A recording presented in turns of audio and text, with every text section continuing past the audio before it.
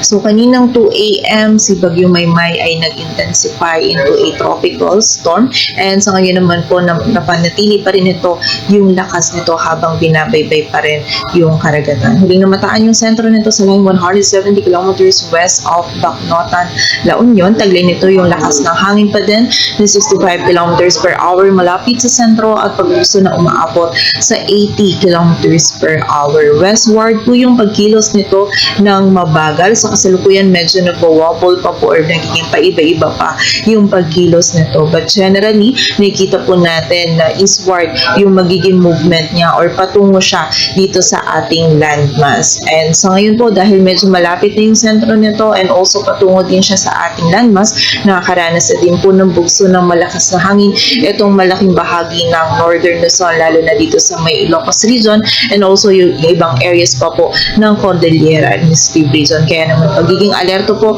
para sa ating mga kababayan. Dahil yung ganito pong kalakas na hangin na dala ni Bagyong Maymay, posible pa rin magdulot ng mga minor damages or minimal damages, lalo-lalo na sa mga structures na gawa sa light materials. And bukod din po dito, makakaranas pa din or patuloy pa din makakaranas ng mga malalakas na pag-ulan. Itong malaking bahagi ng northern and central Luzon, dala pa rin po ni Bagyong Maymay. So again, pag-iingat pa rin po at pagiging alerto para sa ating mga kababayan.